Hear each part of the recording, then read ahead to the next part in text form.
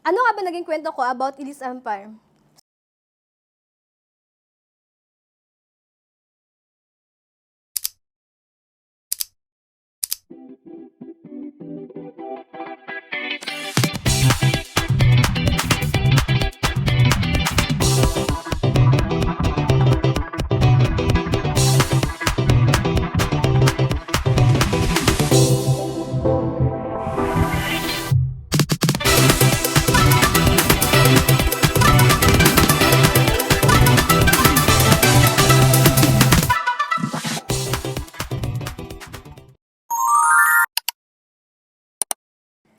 Ano nga ba naging kwento ko about Elise Empire?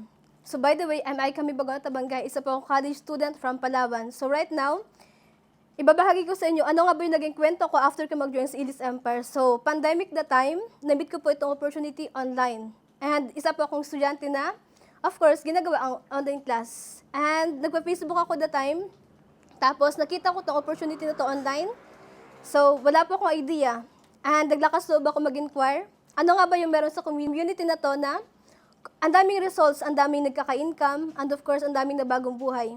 So the time, nakita ko ang presentation, and sobrang na-amaze ako kasi nga, Wow. reality ba yung sinasabi sa video? And ako rin mismo is isang estudyante na open ako about opportunity na napanood ko.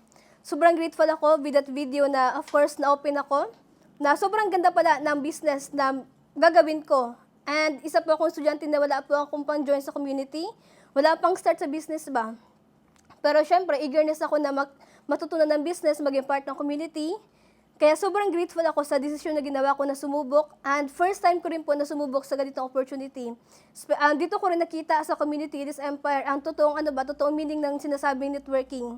So the moment na makapasok ako sa community, sobrang na-amaze ako kasi from the founder pa lang, di ba, to our Empress Pearl Home, sobrang laki ng puso and hindi na talaga siya beauty queen, pero sobrang laki ng purpose niya to help a lot of people. And imagine, isa po siyang Miss World Philippines Second Princess 2018, tapos this year lang po, 2023, naging Miss Global third runner-up, and latest lang na achievement niya is, nakapag-receive po siya ng award mula sa Golden Icon Award. So, di ba sobrang amazing ng, kumbaga, foundation ng community. And of course, we have a lot of mentors dito, to Upluwig, na sobrang binago rin yung mindset na meron ako. Kasi akala ko before, employment lang is enough na, pero hindi pala. Marami pa palang mas, more pa sa buhay na kayang-kaya ko magawa with my mindset and with my potential. So, sobrang grateful ko kasi because of this community, kumbaga na-boost yung self-confidence na meron ako. Natuto ako mag-talk sa camera, even mag-live sa Facebook because of Elise Empire. Di ba, ginagawa ko niya kasi before talagang takot pa ako mag-talk sa Zoom, sa crowd, and even nga po sa paghawak ng microphone. So, because of Elise Empire, sobrang nagpapasalamat ako na, kumbaga, na-conquer ko yung fear na yan na mag-talk sa harap. And right now, sobrang grateful ko dahil isa na rin ako sa nang-inspire sa isang community na din sa online. And sobrang daming transformation from someone na mahiyain, walang confidence right now, nagagawa na mag-talk. And sobrang amazing kasi because of Elise Empire, alam niyo po, first time ko rin po na sakay ng aeroplano, first time ko nababas ng Palawan. And of course, yun, first time ko rin na makapasok sa mga mamahaling hotel na before, akala ko kapag kapag makapagtrabaho bago pa ako, makakapag-check-in. So right now, because of this community, nagagawa ko na yung mga bagay na mas mapaaga ko pang may experience and nakakapag-travel sa Manila kapag may mga company event. So, because of Elise Empire, mas marami akong nakilalang different people na may iba't ibang background at perspective din sa buhay. So, sobrang thankful ako na because of this community, nabago yung perspective ko sa buhay and mas nakilala ko yung sarili ko na may purpose din pala ako na makapag-share ng opportunity. So, thank you so much to our founder, Empress Pearl Home, for creating this community.